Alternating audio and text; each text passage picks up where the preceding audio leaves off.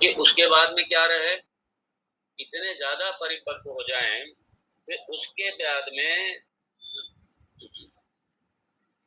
जो अज्ञान का कार्य है, जो संसार आदि जो अज्ञान का कार्य है, वो सारा बाधित हो जाए।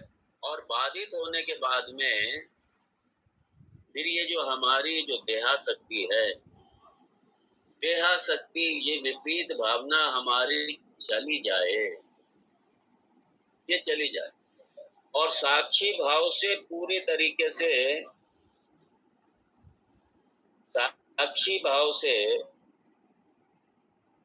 अहम ब्रह्मास्मि, अपने चित्त में ये जो अखंड अखंड काराकारित जो वृत्ति है अपने चित्त में, अपने स्वस्वरूप में लंबे समय तक रहने के पश्चात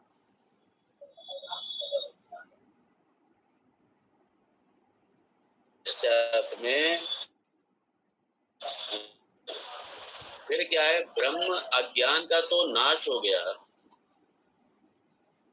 अज्ञान का नाश हो गया, लेकिन अज्ञान के साथ में फिर एक लंबे अभ्यास के बाद में जब मेरा अध्यास की भी निवृत्ति हो, अध्यास की निवृत्ति, और जब अध्यास की भी निवृत्ति हो, जब ब्रह्मनिष्ठ की मेरी अवस्था आ जाए, तब है जाकर के मुक्ति। वरना खाली हमने इंटेलेक्चुअली समझ लिया और हम टॉक भी देने लग गए, कोई काम नहीं करेगा। इसलिए अभ्यास, इसलिए निधिध्यासन, यहाँ ब्रह्मनिष्ठ का मतलब एक लंबे समय तक निधिध्यासन के पश्चात जब ये अवस्था आ जाए, और फिर ऐसे में क्या होगा, ऐसे में जाकर के तब हमारी ये गांठ कटेगी, तब हमारी जो चित जड़ की जो गांठ है वो गांठ कटेगी तब। इसलिए भिद्यते हृदय ग्रंथि ही, तब उस ग्रंथि का, तब उस ग्रंथि का बाध होगा, तब उस ग्रंथि से निवृत्ति मिलेगी।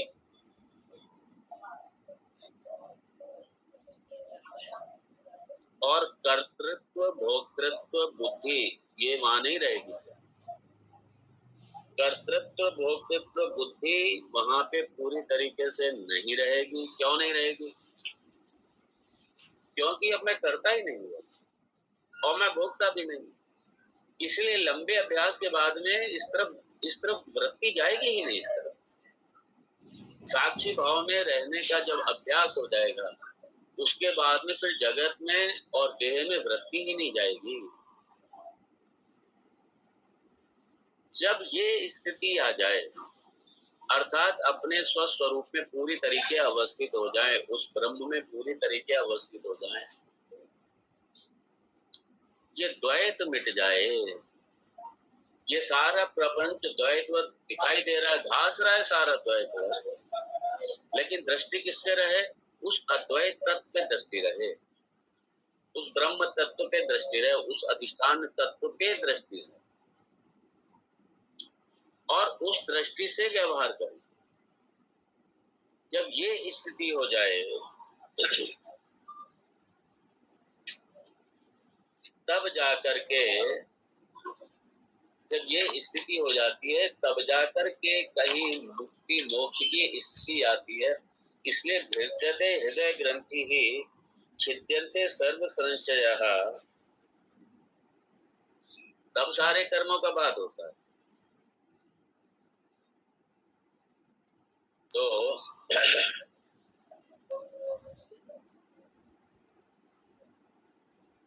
इसलिए संशय विपर्ययादि नाम अभिबाधित्वा, ये महत्वपूर्ण,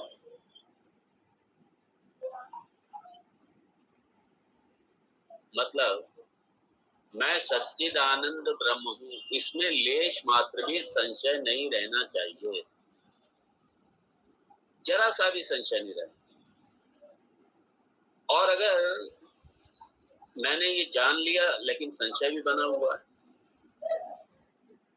तो फिर अभी ब्रह्मनिष्ठ होने की अभी स्थिति नहीं आई है। इसलिए कहा कि जो मैं सच्चिदानंद ब्रह्म हूँ, मैं सच्चिदानंद आत्म तत्व हूँ, मैं देह नहीं हूँ, और इसमें पूरी तरीके से जब संशय रहित मेरी अवस्था हो जाए, इसमें स्थिति हो जाए लंबे समय तक। और संशय क्या होता है? संशय ये होता है कि ठीक है, हमने कई बार लोग कहते हैं वो तो हमने स्वामी जी सब समझ लिया, वो ठीक है, हमने समझ लिया कि हम ब्रह्मास्मि है, हमने समझ लिया मैं ब्रह्म हूँ, ये समझ लिया हमने सारा समझ लिया हमने, लेकिन क्या करें, मैं तो वहीं का वहीं फिर मैं कहना पड़ता उनको, अज्ञान की तो निवृत्ति हो गई, लेकिन विपर्य की निवृत्ति नहीं हुई अभी, विपरीत भावना की निवृत्ति नहीं हुई, क्योंकि देह बुद्धि तो वही की वही बनी हुई है, देहात्म भाव वही का वही बना हुआ, समस्याएं सारी वही की वही बनी हुई है। अभी मैं कल ही की बात बताऊं, यही दिल्ली में ही एक माता जी कल सुबह सुबह मेरे पास में आई और सुन रही है 20 साल से वेदांत। कहते हैं स्वामी जी ये तो मैंने बहुत अच्छी तरह समझ लिया मैंने वेदांत को, लेकिन व्यवहार में फिर हम वही के वही हो जाते हैं, व्यवहार में आते हैं फिर वही का वही प्रपंच, वही का वही द्वैत, वही का वही सब कुछ, वही की वही समस्याएं भी वही का वही, वही का वही। मैंने कहा आपका नित्य ध्यासन का अभाव, अभी विपरीत भावना बनी हो, और जब तक ये देहात्म बुद्धि बनी रहेगी तब तक ये समस्याएं भी बनी रहेंगी। निधि ध्यासन का, जब निधि ध्यासन का अभ्यास के बाद में जब आपकी ब्रह्माकार वृत्ति के साथ में अपने स्वरूप में रहने की जब स्थिति आएगी, फिर आपका ये व्यवहार परमार्थ वहां पे समाप्त हो जाएगा। फिर जहां पे आप परमार्थिक स्तर पर रहना शुरू कर देंगे साक्षी भाव से, वहां पे आपका ये कभी जो आप हमसे आज कह रहे हैं ये कभी कहेंगे ही नहीं है, क्योंकि वहां पे तो कोई समस्या ही नहीं है, द्वैत ही नहीं है। इसलिए कई बार ऐसा होता है साधक का कि इंटेलेक्चुअली समझ लेते हैं, लेकिन समस्या वहीं की वहीं बनी रहती है। क्यों? क्योंकि विपरीत भावना नहीं। इसलिए यहाँ पे बड़ा स्पष्ट कह दिया कि खाली संशय निवृत्ति नहीं, विपर्यादीनाम अपि बाधित्वात्, बाधितत्वात्, ये महत्वपूर्ण है। विपरीत भावना की भी निवृत्ति होनी चाहिए, और जब ये निवृत्त हो जाएगा, मैं देह हूँ, देह वाला हूँ मैं, फिर देह वाला हूँ मैं, उसके बाद में देह का जो कुछ भी है वो सब मेरा, ये मैं मेरा देहात्म बुद्धि, संसार में ये बुद्धि जब ये भी बाधित हो जाए पूरी तरीके से, इसलिए कहा विपर्यादीनाम अपि बाधितत्वात्, सारे संशय तो निवृत्त हो गए, और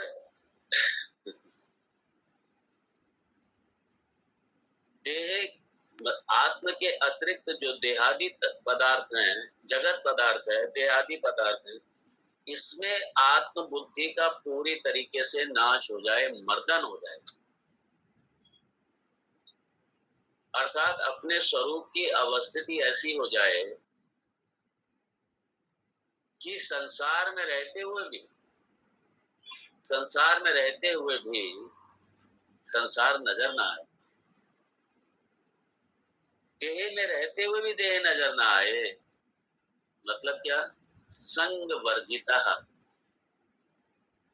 पूरी तरीके संग वर्जित हो जाए, देह में रहते हुए ये देह अलग भान पड़े।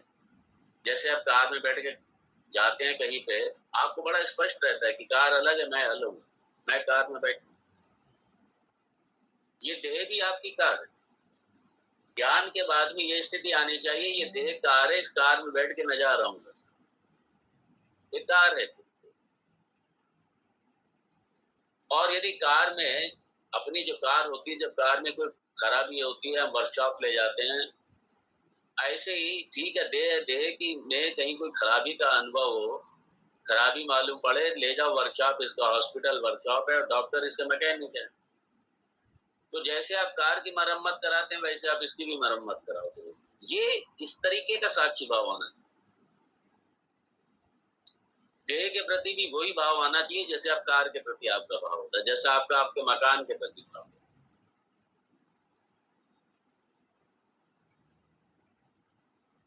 इसलिए जो अवधूत अवस्था में रहने वाले हैं या दिगंबर निर्वस्त्र होकर के दिगंबर वेश में रहने वाले, वहां यही भाव होता है कि एक तो वस्त्र पहना ही हुआ है, देह वस्त्र की तरह ही है, देह बिल्कुल वस्त्र की तरह ही है। एक देह तो देह रूपी वस्त्र तो पहना हुआ, अब इसके ऊपर क्या वस्त्र पहना है, इसके ऊपर क्या वस्त्र पहना।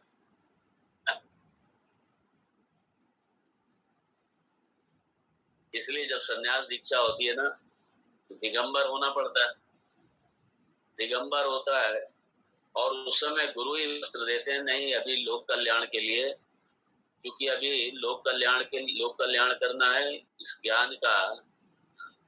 ज्ञान को अभी आगे देना है, जो विद्या मिली है आगे देना है। लोक कल्याण का मतलब ही लोक शिक्षण से, लोक संग्रह का मतलब ही लोक शिक्षण से। तो ये सब करना है, इसीलिए ये वस्त्र धारण कर लो, कॉपीन आदि वस्त्र दे करके ये अपने वस्त्र धारण, ये मिनिमम जो पहनना है पहनिए। और चूंकि समाज में है तो एक मर्यादा समाज की भी होती है, समाज के बीच में एक मर्यादा है, तो इसलिए वस्त्र रूपी ये सिर्फ क्या है, एक मर्यादा के लिए। इसलिए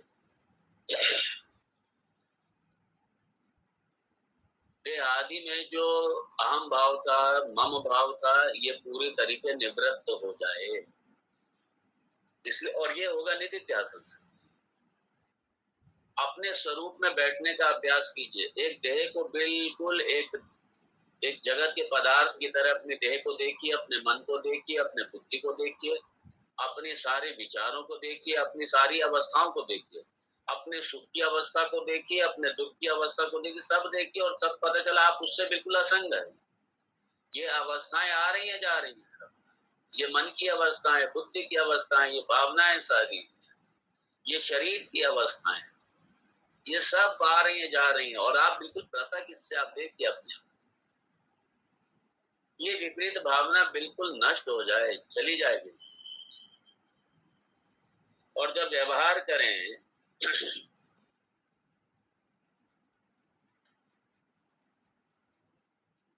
व्यवहार कैसा हो, व्यवहार में बड़ा स्पष्ट हो कि मैं पारमार्थिक स्तर पर सच्चिदानंद ब्रह्म हूं, और वो मेरा भाव जो है व्यवहार में भी, इसलिए साक्षी भाव से सारा व्यवहार, साक्षी भाव। जैसे ज्ञानी करते हैं भगवत गीता में, गुणा गणेशु वर्तन्ते इति मत्वा न सत्य।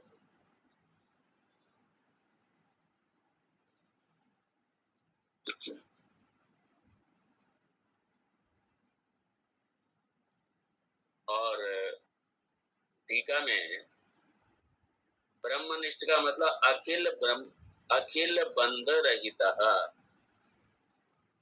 सारे बंधन से, सारी सीमाओं से मुक्त, अर्थात तो द्वैत से पूरी तरीके मुक्त, क्योंकि द्वैत ही तो है बंधन। तो सारे द्वैत का जहां पे बाध हो गया, इसलिए अखिल बंध रहिता, अखिल द्वैत रहिता, अखिल द्वैत रहिता,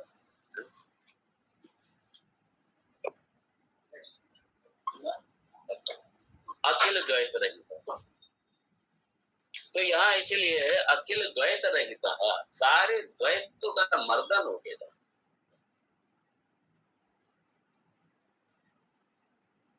और जब तक संसार में ये मैं मेरा पना रहता है, यही तो बंधन है, जकड़ा रहता है। जब ये संसार में देह में ये मैं मेरापन रहता है, चकड़ा रहे, यही चकड़न है सर। इसलिए ज्ञान के बाद में या जीवन मुक्ति की ये जो स्थिति है, इसमें क्या है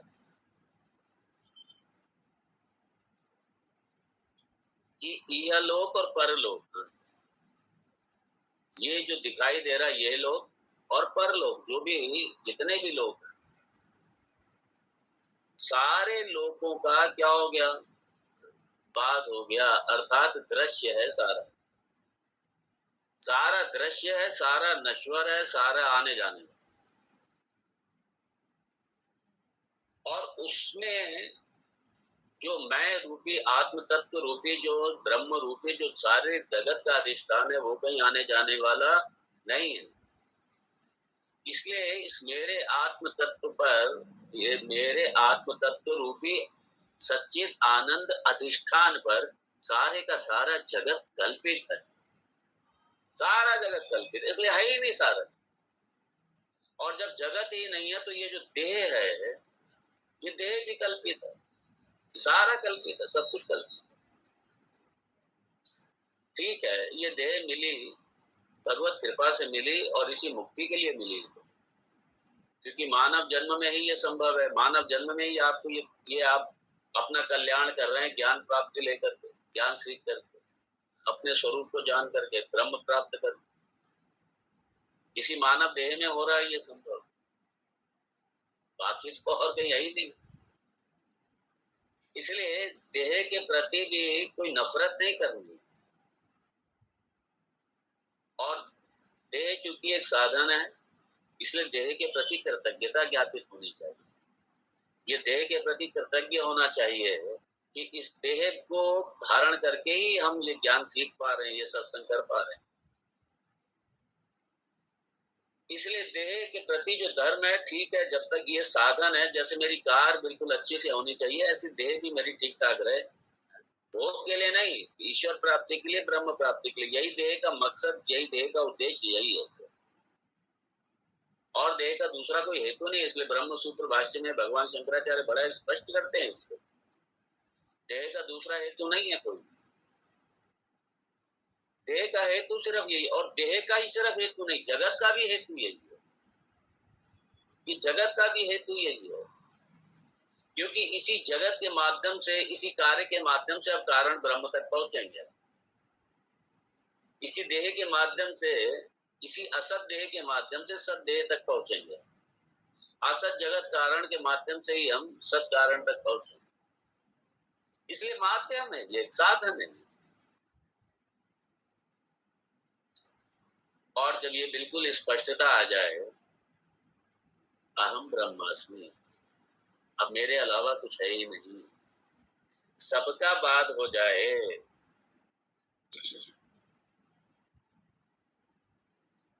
और ब्रह्म निष्ठा को भी बड़ा अच्छे तरीके से ये उसका लक्षण किया गया है। ब्रह्म निष्ठत्वम वेदांत वेद्य ब्रह्म आत्मना अवस्थितत्वम। इसलिए ब्रह्म ब्रह्म मतलब क्या है, अपने आत्मा ही ब्रह्म, आत्म तत्व यही ब्रह्म है। इसलिए वेदांत वेद्य ब्रह्म क्या है, वेदांत वेद्य है, दूसरा प्रमाण नहीं। इसलिए अगर कोई ये कहता है कि मैंने ब्रह्म को जान लिया, मैंने ब्रह्म का साक्षात कर लिया, दर्शन कर लिया, और वेदांत बिना, वेदांत के बिना नहीं, फिर उसने कोई दृश्य को देख लिया, उसने जड़ का ही दर्शन किया, उसने ब्रह्म का दर्शन नहीं किया, उसने उपाधि का दर्शन कर लिया, उसने उपाधि का दर्शन कर लिया, उसने खाली, हाँ, एक अगर सगुण साकार के रूप में भगवान दर्शन देते ही हैं, अगर वो दर्शन कर लिया तो उसने अभी तत्वता नहीं जाना है, उसने, ठीक है, भगवान के जिस आकार के दर्शन करना चाहते थे, उस भगवान ने दर्शन दे दिया उस आकार में, लेकिन तत्वता नहीं जाना है उसने, अभी तत्वता नहीं जाना। इसलिए तत्वता ब्रह्म को जानने का जो साधन है वो सिर्फ एक ही है, वेदांत वेद्य, वेदांत के द्वारा ही जाना है। इसलिए यहाँ पे कहा ब्रह्म निष्ठत्व वेदांत वेद्य ब्रह्म, जिस ब्रह्म तत्व को आपने वेदांत के द्वारा श्रवण मनन निधिध्यासन रूपी साधन के द्वारा और कैसे गुरु मुखा, जिस ब्रह्म को आपने वेदांत के द्वारा जाना है और कैसे जाना, अपने आत्म रूप में है, आत्मना अवस्थितत्वम, क्योंकि ब्रह्म आत्मा से अलग नहीं है। ब्रह्म का जब भी साक्षात्कार होगा, ब्रह्म को जब भी बोध होगा, जब भी जानेंगे, अपने इसी मय का जो अधिष्ठान आत्म तत्व है उसी रूप में जानेंगे, दूसरा कहीं कोई साधन नहीं है। सर्वस्य चाहं हृदि सन्निविष्ट, भगवान का दूसरा उपलब्धि का, ब्रह्म की उपलब्धि का और कोई स्थान नहीं है, क्योंकि मेरे मय के अतिरिक्त, मेरे मय का जो अधिष्ठान है चेतन तत्व, उसके अतिरिक्त जो कुछ भी है सब जड़ पदार्थ है। इसलिए मैं अपने मय से अगर अलग ब्रह्म को जानता हूं तो मैं जड़ को देख रहा हूँ सिर्फ, मैं दृश्य को देख रहा हूँ सिर्फ, मैं चेतन को नहीं देख रहा। इसलिए सत्य जो है, जो जगत का अधिष्ठान रूपी सत्य है, वो चित्त से अलग नहीं है, वो चेतन ही है। चेतन सत्य से अलग नहीं है, सत्य चेतन से अलग नहीं है, और ये दोनों ही ब्रह्म पर लागू होते हैं, आत्म तत्व पर लागू होते हैं, और ये कहीं भी इनका लक्षण घटित ही नहीं होता। इनका लक्षण और कहीं घटित नहीं। गर्मी लगी। इसलिए कहा वेदांत वेद्य ब्रह्मात्मना अवस्थितत्वम, क्या जो वेदांत वेद्य, वेदांत से जिस ब्रह्म को आपने जाना है उसमें अवस्थित होना ही ये ब्रह्मनिष्ठता है, उसमें अवस्थित होना। दवाई नहीं खा पाया। एक रूपता, ब्रह्मनिष्ठता मतलब एक रूपता, जिसके साथ, उसी ब्रह्म तत्व के साथ में एक रूपता है, एक ही भाव, बिल्कुल एकत्व भाव, एक ही भाव, अलग नहीं, अभिन्न भाव, भिन्न भाव नहीं, अभिन्न भाव। और जब ऐसी स्थिति आ जाए तब ब्रह्मनिष्ठ ब्रह्मज्ञ है वो। इसलिए निधिध्यासन का अभ्यास कीजिए, ये जो विपरीत भावना है उसको काटने का अभ्यास कीजिए, उसको काटिए, उसको अभ्यास कीजिए, तब जाकर के मुक्ति है। इसलिए खाली इंटेलेक्चुअली समझ लेना ये मुक्ति नहीं है। इसलिए भगवान ने कहा है भाई इसलिए भगवान ने कहा है मनुष्याणाम सहस्रेषु कश्चित् यतति सिद्धये यततामपि सिद्धानां कश्चिन् मां वेत्ति तत्त्वतः। जो प्रयास करते हैं, जो लगे हुए इसी वेदांत श्रवण मनन निधिध्यासन में, उनमें भी जाकर के कोई एक ही मुझे प्राप्त होता है जाकर के। यह नहीं कि श्रवण किया और मुक्त हो गए, नहीं, इसलिए लगे रहो। और भगवत कृपा चाहिए, याद रखिए, इसलिए कभी उपासना मत छोड़िए। ये मत समझना कि खाली हमने श्रवण कर लिया, हमने वेदांत सुन लिया, बस हो गया काम, नहीं, उपासना कभी मत छोड़ना। ईश्वर की उपासना, ईश्वर का नाम स्मरण, ईश्वर का जप, ईश्वर आलंबन कभी नहीं छोड़िए, आलंबन बना के रखिए। भगवत कृपा चाहिए तो अपने एफर्ट्स, अपने प्रयास और साथ में भगवत कृपा दोनों चाहिए। इसलिए ये जो अभी काल चल रहा है पुरुषोत्तम मास उपासना के लिए, बड़ा सुंदर है ये। और वैसे तो आप लोगों का सबका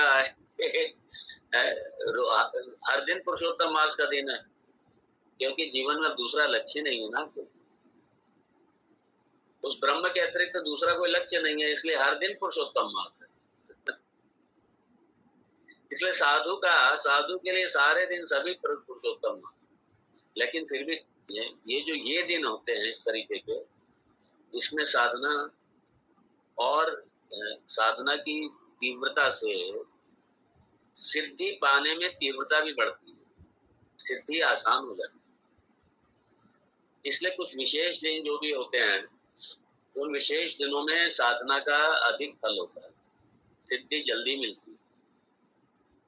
इसलिए स्थान है, देश है, काल है, इनका बड़ा प्रभाव होता है। स्थान विशेष में की गई साधना का बड़ा फल होता है। और या फिर आप अपने जहाँ पे आप अपने घर में जिस कक्ष में आप बैठ करके साधना करते हैं, वो कक्ष ही इतना मजबूत हो जाए, आपका एक किले की तरह हो जाए कि इसमें कोई दूसरा प्रवेश ही नहीं कर पाए। इसलिए वेदांत में कहते हैं ना, किले में रहना किले में रहना। कौन सा किला? यही अपना जो साधन किला है, साधना का किला इतना मजबूत हो कि इसमें दूसरे की किसी की एंट्री ना हो पाए। जितना विपरीत तत्व है, किसी की एंट्री ना हो पाए, इतना किला मजबूत हो जाना। और वही फिर आपका साधना स्थली आपकी। इसलिए बड़े पावरफुल स्थान हो जाते हैं जहां पे बैठ करके साधना की जाती है, जहां पे ये श्रवण मनन निधिध्यासन रूपी या उपासना रूपी, जप रूपी, तप रूपी, पारायण रूपी, पूजा रूपी, कोई अनुष्ठान रूपी, जो भी ये कर्म किए जाते हैं, वो स्थान पावरफुल हो जाते हैं, स्थान का बड़ा बल होता है। इसलिए कई बार क्या होता है, एक व्यक्ति बड़ा अशांत होता है और किसी आश्रम में जाएगा, संत के स्थान पे जाएगा, वो शांत हो जाएगा। आंखें बंद करके ले जाओ उसको, ऐसी जगह ले जाओ कि उसे अपने आप नजर आ जाएगा, दिख जाएगा। मैं अपनी बताऊं आपको, मैं जब पहली बार नासिक गया, पहली बार नासिक गया, तो मुझे ये पता नहीं था उससे पहले कि दंडकारण्य यही क्षेत्र है और भगवान राम ने यही निवास किया था। दंडकारण्य पढ़ते हैं, बराबर पहले पढ़ते थे सब, लेकिन ये नहीं पता था कि दंडकारण्य ही नासिक ही है, पता नहीं था भाई। मैं नासिक में, और मैं बस से गया था, और मेरा बस का जो स्टॉप था वो वहीं रामघाट से थोड़ा दूर पे ही था। आप विश्वास कीजिए, मैंने जैसे ही नासिक की धरती पे अपना कदम रखा, जैसे जिस क्षण रखा, मुझे एकदम से आभास हुआ, ये लगता है इस भूमि का राम भगवान से कोई कनेक्शन है, क्योंकि मुझे पता नहीं था दंडकारण्य क्षेत्र यही है। मुझे ऐसा आभास हुआ कि राम भगवान से कोई कनेक्शन है, बड़ा तीव्र अंदर से। और उसके बाद में क्या हुआ कि मैं थोड़ा और आगे गया, एक मुझे महात्मा मिले। मैंने सीधा प्रश्न किया, मैंने कहा कि मुझे ऐसा लगता है कि भगवान राम का यहाँ से कनेक्शन है, मुझे उससे पहले पता नहीं था। वो बोले क्या नासिक पहली बार आए हो क्या? मैंने हाँ, मैं तो पहली बार आए। दंडकारण्य पढ़ा नहीं पढ़ा, कितना मैंने बहुत पढ़ा दंडकारण्य के बारे में। बोले दंडकारण्य तो है, ये भगवान राम यही तो रहे, पंचवटी यही तो है, यही तो भगवान राम रहे, ये ताड़ का वध और इस कई सारी लीलाएं यहीं पे तो हुई है। मैंने कहा हाँ, ये मुझे एहसास हुआ था जैसे मैंने भूमि पे कदम रखा, लेकिन मुझे पता नहीं था। तो पता चल जाता है, लेकिन सूक्ष्मता होनी चाहिए। और उसके बाद मैं गया था एक दिन के लिए नासिक, मैं रुका फिर 5 दिन। मैंने पंचवटी है तो एक दिन तो रुकना बनता ही है मिनिमम। उस समय कुंभ वगैरह नहीं था कुछ भी, तो उसके बाद फिर भगवान के सारे क्षेत्र, भगवान के सब देखा, दर्शन किए, सब जगह गया। बड़ा आह्लादित हुआ मन, बड़ा मन प्रसन्न हुआ, बहुत मन प्रसन्न। तो यहाँ पे जैसे ही आप अपनी स्थिति में रहने का प्रयत्न करते हैं और निधि ध्यासन करने की, जितना आप निधि ध्यासन करेंगे उतना ही आपकी विपरीत भावना का मर्दन होगा। इसलिए बराबर होना चाहिए।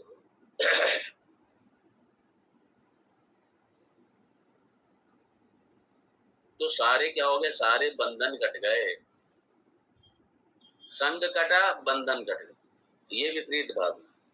संग कटा बंधन कट गए, और जब सारे बंधन अखिल ब्रह्म बंध रहित, जब सब कुछ ये हो गया तब जाकर के ब्रह्मनिष्ठ होने की स्थिति आएगी।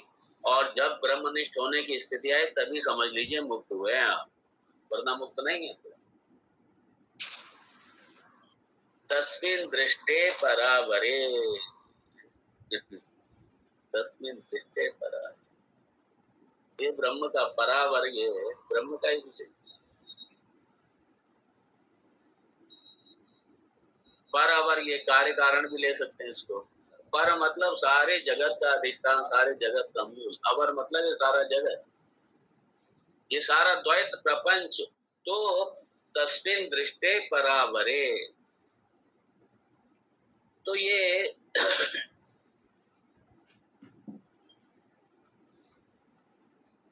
तो ये ब्रह्म जो है ये कार्य कारण से परे, कार्य कारण का, कार्य कारण का जो अधिष्ठान है ब्रह्म तत्व, वो ब्रह्म।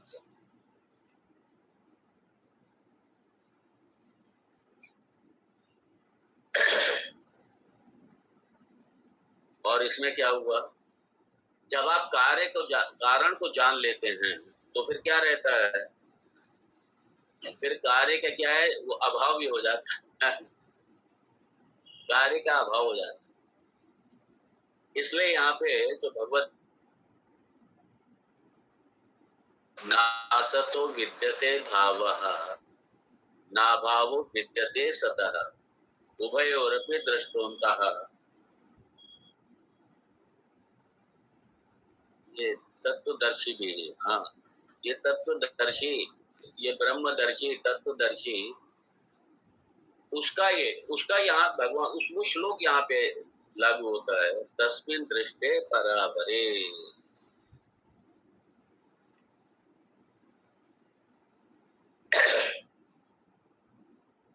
तो जो अपने भीतर की जो गांठ है, जो अहंकार, जो गांठ है, अहंकार है, जो इस जड़ शरीर में, उपाधि में जो मैंपना है, पूरी तरीके से समाप्त हो जाता है। ये गांठ यही है, ये खुलती है गांठ, और जैसे ये गांठ खुली मैंपना की, सारा मेरा पना अपने आप समाप्त हो जाता है। तो मैं मेरा पना पूरी तरीके समाप्त हो जाता है कब, तस्मिन् दृष्टे परावरे विद्यते हृदय ग्रंथि, ये जो ग्रंथि है, ये जो अहंकार की ग्रंथि है, ये टूट जाती है, समाप्त हो जाती है सारी, तस्मिन् दृष्टे परावरे।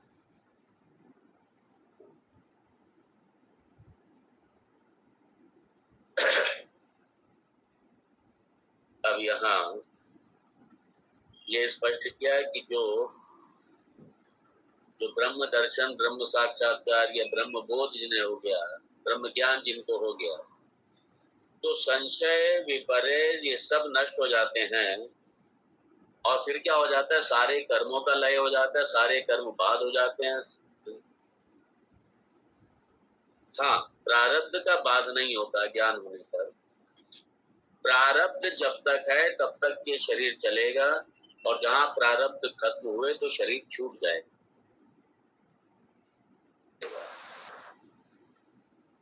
क्योंकि इसी प्रारब्ध की कृपा से ही है इसी प्रारब्ध के कारण ही तो ये उपाधि, ये शरीर मिला हुआ है वर्तमान, और ये शरीर चलता रहेगा जब तक प्रारब्ध है, चलता। ज्ञानी अज्ञानी कोई भी है, चलता रहेगा।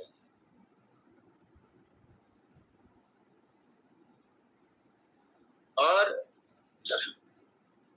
ऐसे शास्त्र में भी आया है, ना भुक्तम क्षीयते कर्म कल्प कोटि शतैहि अपि। ये जो कर्म है ना, अगर ज्ञान नहीं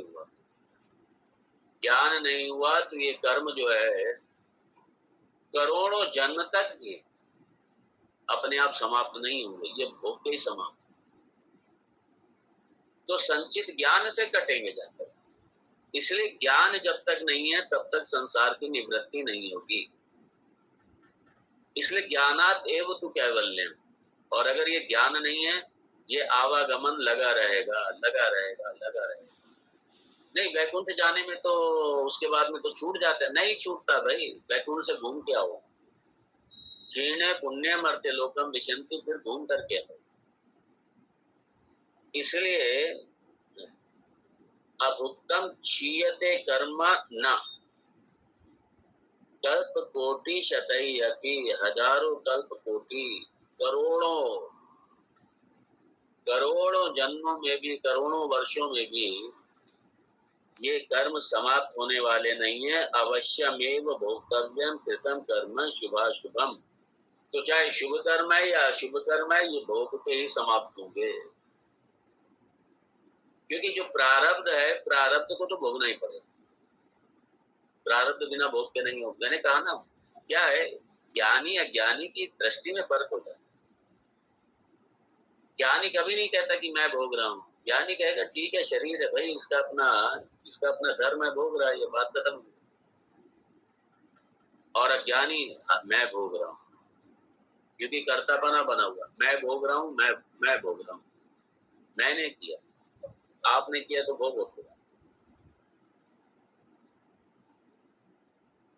तो अब यहाँ पे एक प्रश्न होता है कि जो ज्ञानी है, जो जीवन मुक्त है, जो जिसने ब्रह्म को जान लिया है, ब्रह्म को पा लिया है, तो वो भी व्यवहार में अपना, वो भी शरीर और अपने इसी इंद्रियों से ही व्यवहार करता है। वो भी उसी से व्यवहार करता है। और यदि व्यवहार करता है तो फिर वो भी तो बद्ध पुरुष जैसा ही है, क्योंकि कर्म तो कर ही रहा है। तो फिर वो भी बद्ध पुरुष जैसे ही है।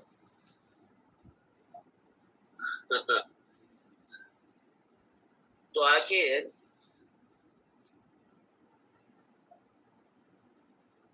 उसको किस दृष्टि से देख, आखिर उसके पीछे रहस्य क्या है? क्योंकि कर्म करता हुआ तो वो भी दिखाई दे रहा है, ज्ञानी भी दिखाई दे रहा है, बल्कि कई बार तो बहुत बड़ा प्रोजेक्ट चलता हुआ दिखाई दे रहा है। और दूसरी तरफ अज्ञानी भी कर्म कर रहा है, दोनों कर्म कर रहा है। तो फिर उसका व्यवहार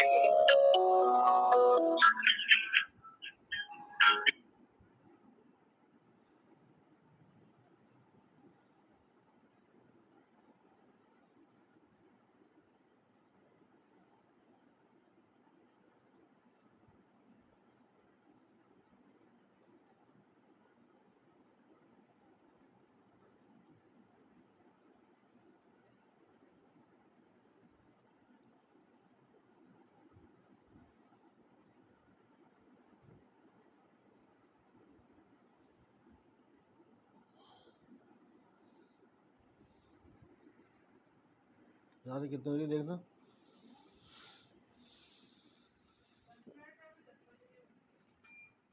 10 मिनट है। स्वामी जी का फोन आ गया, 10 मिनट।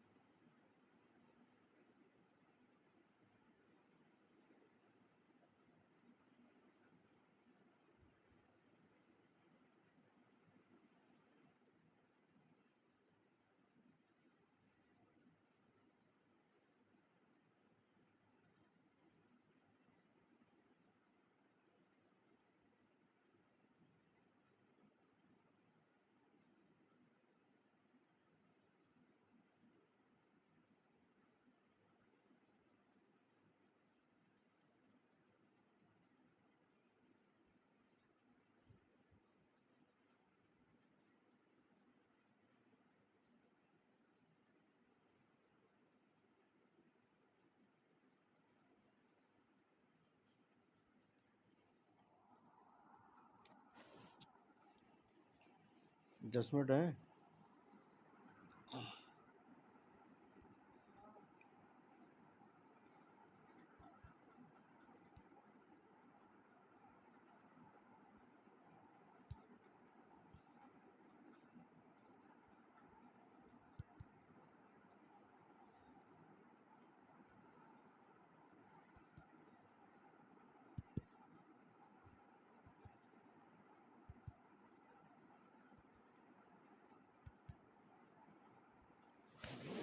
स्वामी जी माइक बंद है आपका।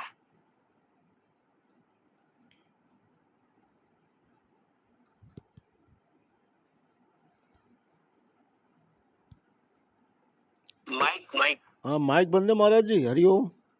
ये भी है, ठीक है। तो अब यहाँ पे ये आ रहा है कि कि व्यवहार तो ज्ञानी भी कर रहा है, तो व्यवहार ज्ञानी भी कर रहा है, अज्ञानी भी कर रहा है, लेकिन दोनों में भेद क्या? ज्ञानी और अज्ञानी के व्यवहार में अर्थात कर्म में देखिए, व्यवहार तो इंद्रिया और उपाधि के द्वारा होगा सारा, तो इन्हीं इंद्रियों उपाधि के द्वारा व्यवहार ज्ञानी भी कर रहा है और अज्ञानी भी कर रहे हैं। लेकिन ये पता कैसे लगा, ये भेद कैसे पता चला? इसलिए पूर्व पक्ष कहता है भाई हमारी निगाह में तो कर्म से बिल्कुल उसको छुट्टी नहीं मिलती है, कर्म से छुट्टी नहीं मिलती है उसको, कर्म तो उसके भी रहते ही है, और जब कर्म उसके रहते ही हैं तो फिर इसलिए उसकी मुक्ति नहीं है, क्योंकि कर्म भोगने के लिए तो फिर आना ही पड़ेगा। तो इसलिए ज्ञान से खाली मुक्ति नहीं, ये पूर्व पक्ष का है यहाँ। अर्थात उससे कर्म, ज्ञानी को भी कर्म से मुक्ति नहीं मिलती। जब कर्म से मुक्ति नहीं मिलती तो फिर जन्म से कहां से मुक्ति मिल जाएगी? सीधी सी बात है, क्योंकि कर्म है तो जन्म रहेगा ही रहेगा।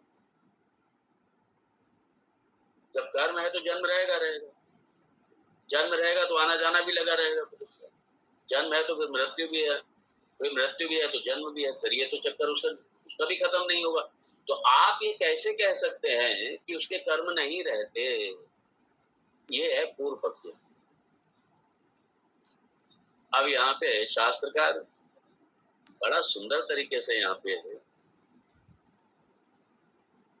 स्पष्ट करते हैं, और ये जो भगवत गीता का जो चतुर्थ अध्याय में, भगवत गीता का जो चतुर्थ अध्याय में कर्मणि या कर्म पश्येत अकर्मणि च कर्म यः सा बुद्धिमान मनुष्येषु संयुक्त कृष्ण कर्म, ये यहाँ पे इस श्लोक, भले यहाँ पे टीकाकार ने उसको उद्धृत नहीं किया श्लोक को, लेकिन परफेक्ट है बिल्कुल, वो श्लोक का यहाँ पे संकेत है।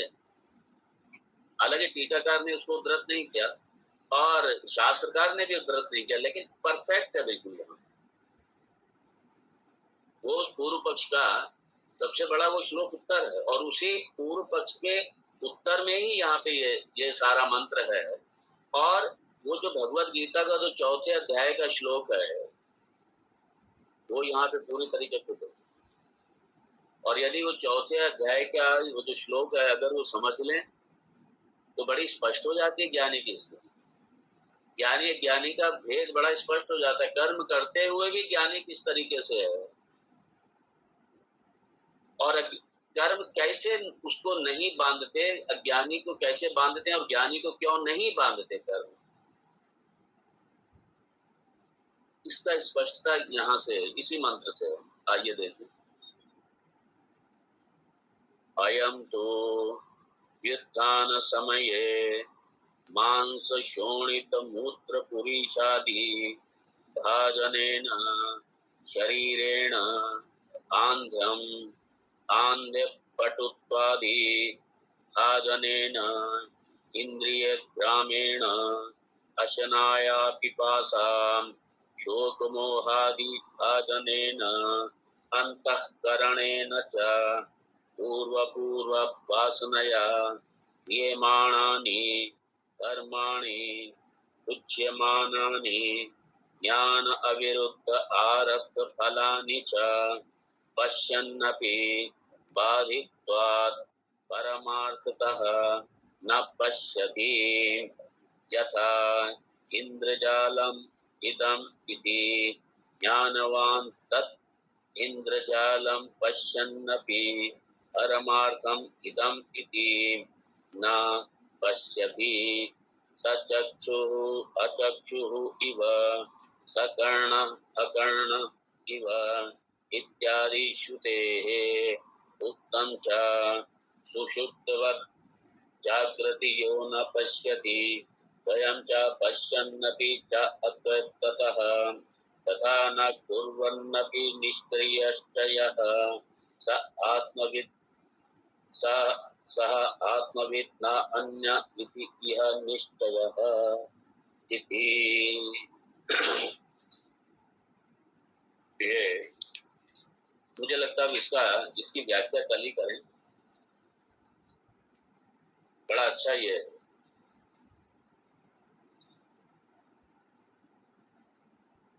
कि ज्ञानी के कर्म अकर्म कैसे होगा।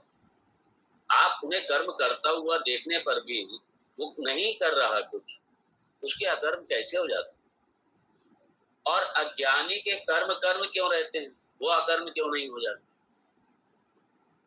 ये यहाँ पे मूलतः इसको स्पष्ट किया गया है। इसको देखें कल के सत्र में। ओम तत्सत्। ओम पूर्णमदः पूर्णमिदं पूर्णात् पूर्णमुदच्यते पूर्णस्य पूर्णमादाय पूर्णमेवावशिष्यते। ओम शांति शांति शांति। शंकरं शंकराचार्यं केशवं बादरायणं सूत्रभाष्यकृतौ वन्दे भगवन्तौ पुनः पुनः। ईश्वरो गुरुरात्मेति मूर्तिभेदविभागिने व्योमवद्व्याप्तदेहाय दक्षिणामूर्तये नमः। ओम शांति शांति शांति। हरि ओम श्री गुरुभ्यो नमः। हरि ओम। हरि ओम। जय श्री कृष्ण स्वामी, जय श्री कृष्ण। ठीक है, कल हम लोग पुनः मिलते हैं। सादर प्रणाम स्वामी जी, सादर प्रणाम। जय श्री कृष्ण भाई, जय श्री कृष्ण। जय श्री। आजकल भंवर जी कहाँ पे हैं?